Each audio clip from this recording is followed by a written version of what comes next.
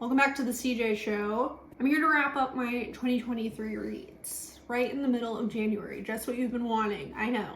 Maybe we'll start with a couple of reading stats from 2023. According to Storygraph, I read 87 books, 22,000 pages.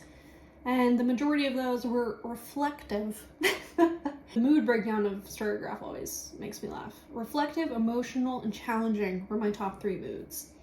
Love a medium-paced book, according to their data, and my page number count.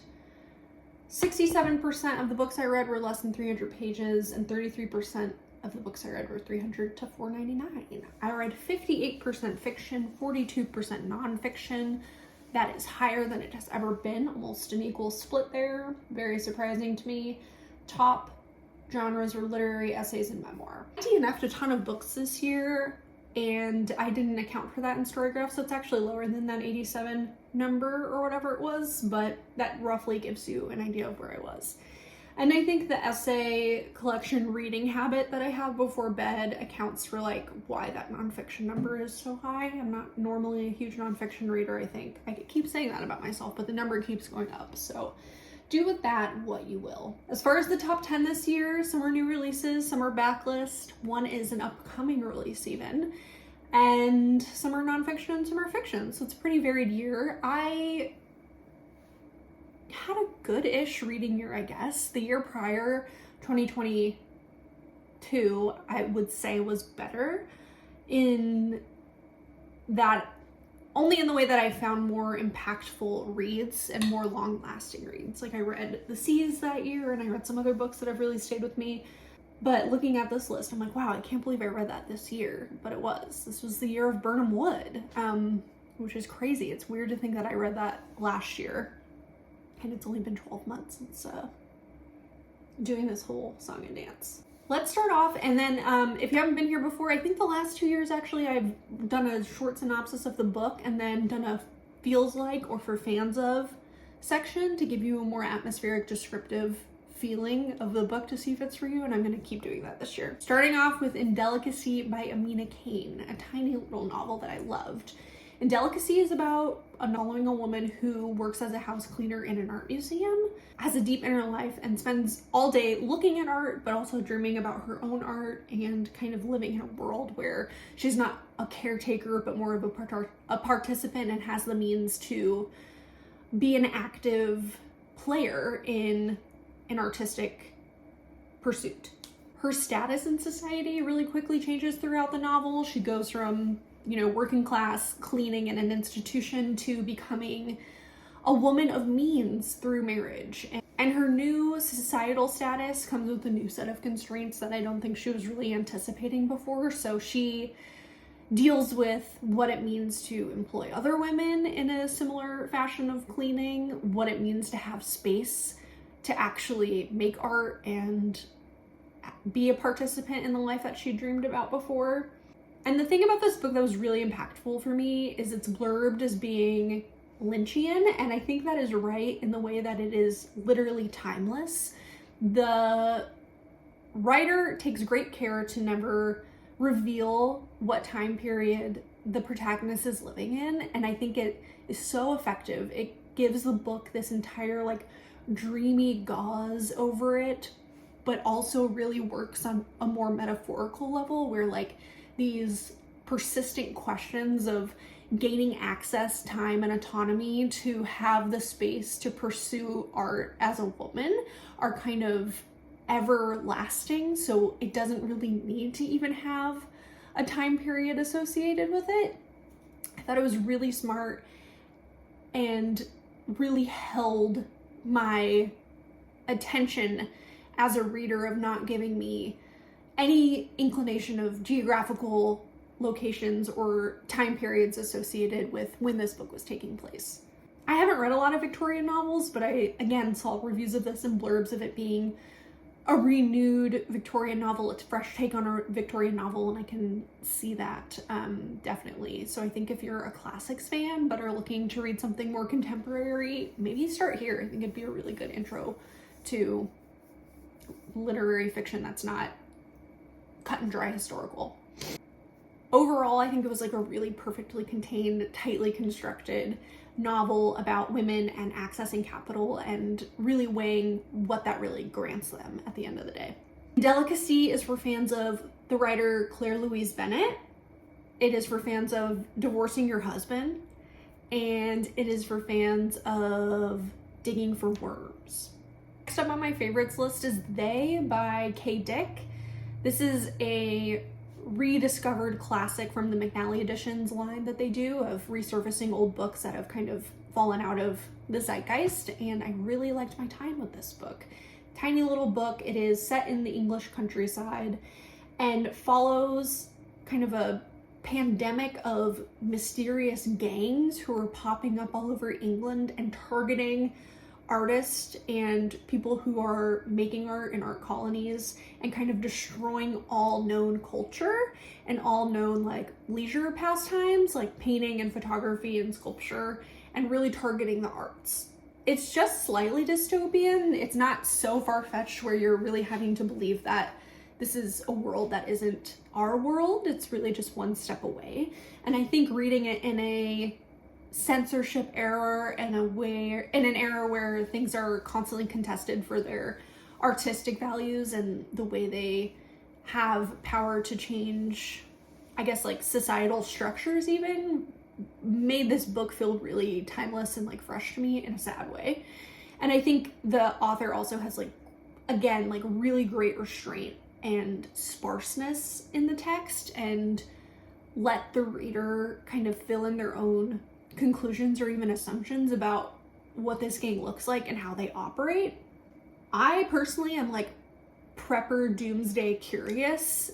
All of that kind of information and way of thinking is really interesting to me, and I always have thought way too much about end times, and I just feel like this was a interesting way to explore that idea of the end times being the death of culture and the death of artistic expression, and therefore suppression. What is that word? Through the through the suppression of artistic suppression. Jesus, that was hard for me.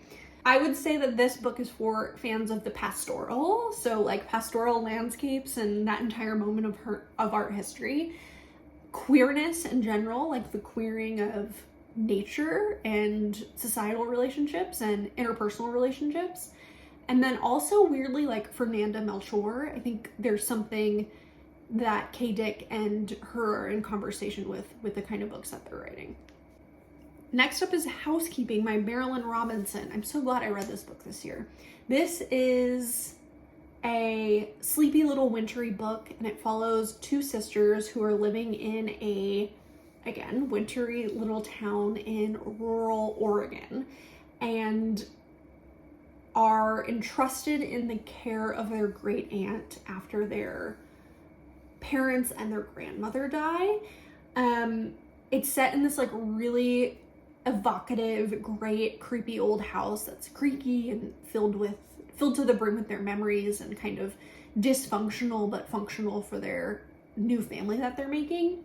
We watch the girls come to age and kind of deal with their transient and Rolling Stone-esque aunt who is forced to stay in place for the first time in her life, and the suffocation of a small town and the desire for others to have them conform to what everyone expects from them, and also what the town almost requires of them to be, so that they have like a role in the town's narrative that they've built around these two girls and kind of their suffering and their destruction of their family.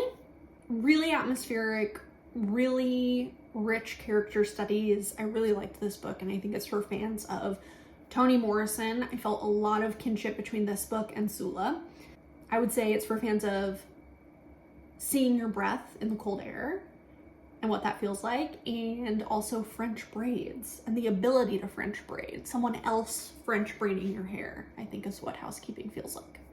Okay, to go back to Burnham Wood by Eleanor Catton. I loved this book. God, it's left such a big hole in my heart. I feel like this was a perfect book club book. It's the most fun to talk about with friends. And if you haven't read it yet, you really should pick it up because I think it's such a sweeping, like, enveloping reading experience, and you'll get a lot out of it. So Burnham Wood follows a guerrilla gardening group set in New Zealand and their opponents, and they have different opponents at different points of the book, but I would say their main one is this kind of like cartoonishly evil oligarch, evil billionaire Elon Musk guy who for some reason wants to give them a bunch of grant money to do whatever they want, and we slowly find out it's for nefarious reasons. The book is like part psychological eco-thriller, part character studies of the absolute worst people you can imagine on both sides of the, you know, metaphorical aisle. It's taking everyone to task, from the most leftist, liberal-leaning person you know, again, to anyone who is in Jeff Bezos' tax bracket. And I really appreciated Catton's just like unrelentlessness to dig into this kind of like different polarization of we have of archetypes of people and point out flaws on both ends. Not in like a centrist way where it's like everyone has humanity. Like that really wasn't the narrative of the book. It was more everyone is fucking awful. And that was so fun as a reader. And it didn't feel like moralistic at any time. It just felt really real and true. The prose was great. It was giving Franzen. The pacing was incredible. It's like pulpy in the right ways and makes you think in other ways. Has great political commentary. And I think truly has like something for everyone. This book is, in my opinion. I would say Burnham Wood is for fans of age gap relationships and all of the controversy and drama that they bring. Crossroads by Jonathan Franzen, and I want to say doomsday cults, but also composting. Doomsday cults who do compost. Next we have Strangers to Ourselves by Rachel Aviv. This is a really interesting long-form piece of journalism that blends memoir and the author's own accounts of mental illness and her experience in different psychological care homes with very well-reported, deep journalistic investigation that all center around mental health and I guess like crisis and distress and the culture of care that we have in the United States. Mostly this book does range outside of the United States, but it really was a great picture of people who are kind of at the threshold of psychological limitations and told with a lot of care and empathy. And I think that's largely due to the author's inclusion of her own struggle with mental health, especially from early childhood, and also just like really fair, clear, investigative reporting about people at the absolute fringes of society who are in such psychological distress that they've committed, you know, great crimes and atrocities at times and never felt othered in my reading of this book.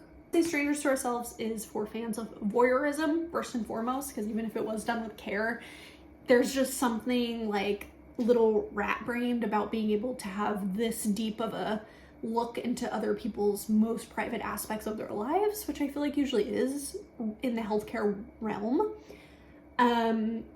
It's for fans of SSRIs, so if you're medicated, I think it's interesting to read this. There's a whole section at the end about Prozac and Wellbutrin and how the author is just like in a culture where everyone is on something, and I found that funny and relatable and sad. And then also, I guess, for fans of like whoever has WebMD in your search history and is constantly Googling whatever thought pattern or new symptom that you have popping up in your life. We have Brutes by Diz Tate. Brutes is a polyphonic novel that is set in central Florida, kind of deep in the armpit of America, and is an incredibly atmospheric, kind of leaky, creaky, gross book that really feels and smells and jumps off at you from the page and has such evocative writing about Florida and about young girlhood, and I think that's why it made this list. It's not a perfect book by any means. I had some issues with the structure, I mean, it's doing a lot. It's told in a we voice. It's flitting between time periods. It jumps between narrators. And this is a debut, so that is a lot for any writer to handle, but I think especially for a debut novelist. But at the end of the day, I think some of the capturing of like the violence and the horror and the manic, just like up and down of adolescence, and especially group adolescence dynamics, made it sticky for me in my brain. I'm also from Florida. I love anything that's set in Florida. I think it is the weirdest place in the world and so hard to capture correctly in a way that doesn't feel trite or kind of like, you know, with a broad brush. And she really got in there, especially these tourist adjacent residential towns of the people who are year-rounders, and really making up like who lives around Disney World the other 364 days a year that you're not visiting. This book also sparked one of my favorite Sunny's Book Club discussions that we've had, I think, ever.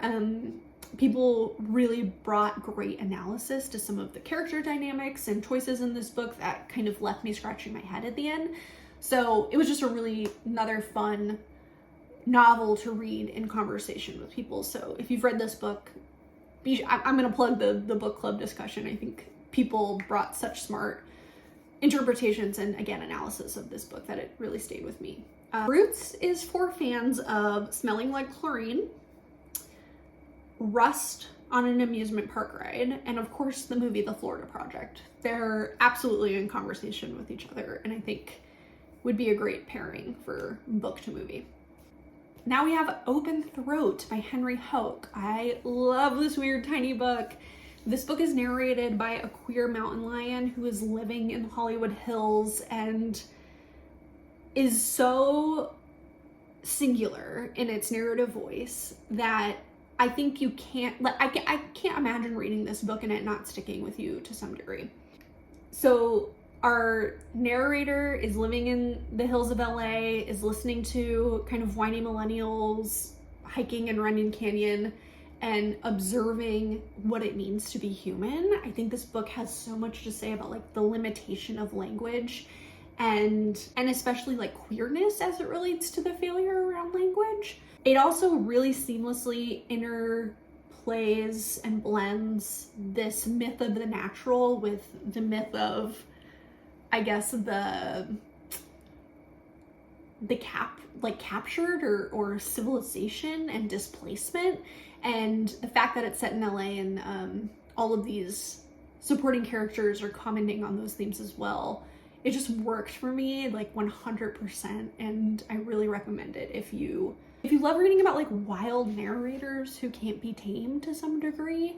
I feel like Open Throat does such a great job of that and really humanizes one weird, lonely mountain lion trying to make his way through the world. Open Throat is for fans of Heatwave Mirages, Crawling on All Fours, and Saliva.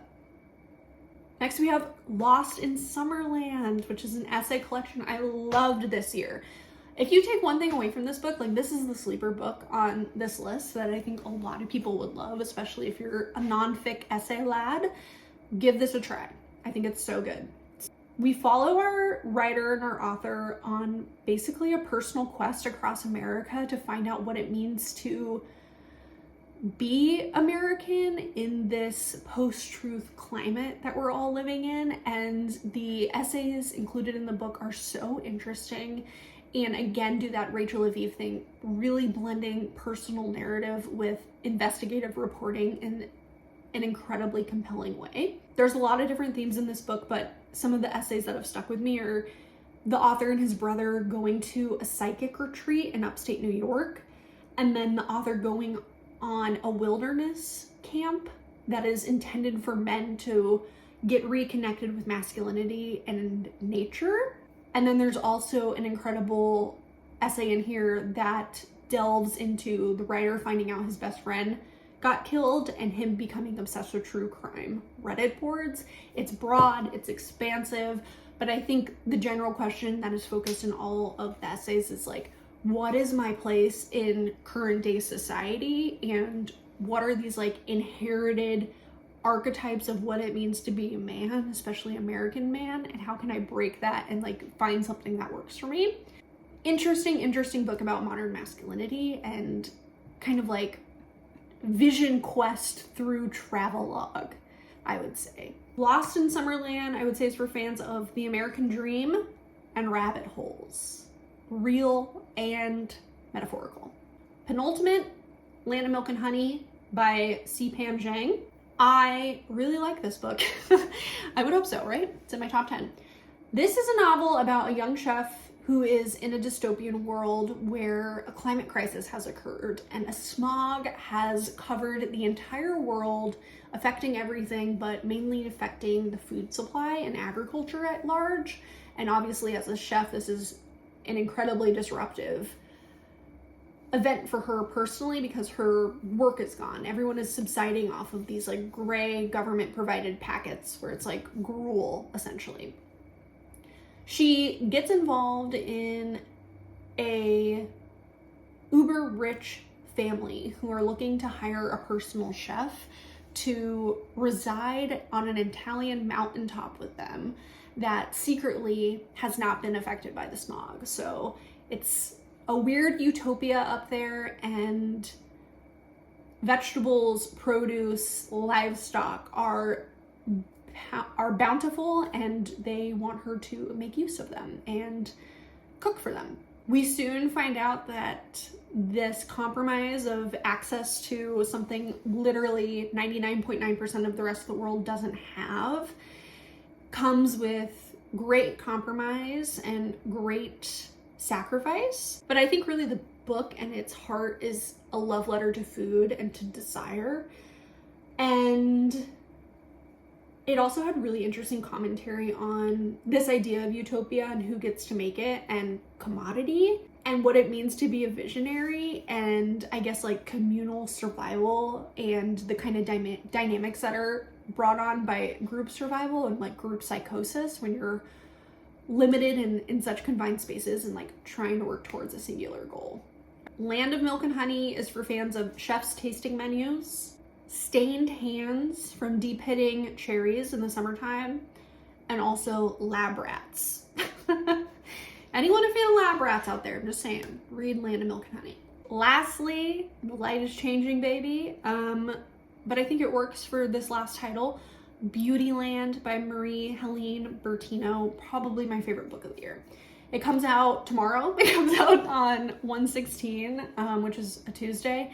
And I have to plug Sunny's. It's also our February pick for book club. So if you want to read it and it sounds interesting to you, sign up through Sunny's and we can talk about it with each other. I can't wait to reread it. Beautyland is a coming of age novel, but it is also so much more than that. It is told from the perspective of Adina, who is an alien, and explores themes of alienation through an alien protagonist. Adina's search for community in this book is so endearing. It is so wise and funny and weird. She's relatable, she breaks your heart, she's wry, she's deadpan. The relationship she has with her mom and her immediate best friends feels so fleshed out and realized. She's both incredibly naive and then also an oracle of wisdom. I love this book. I think it's very water sign vibes. And if you like coming of age novels, but also maybe more philosophical bents, like if The Idiot and Pure Color by Sheila Heti had a baby, I feel like it would be this book in some weird way. I think you should read this. It is for fans of watching Challenger disaster footage on YouTube. It is for fans of The Seas by Samantha Hunt. And it is also for fans of staring at yourself in the mirror while you're on psychedelics. So that's my top 10. I hope that was fun. Interesting year in retrospect. I think I did find some gems. Let me know if you read anything good this year, what your top book of the year was. And if you're gonna read Beautyland, because I think you should. That's the takeaway. Okay, hope you guys are good. Sorry about the light. Love you. Bye.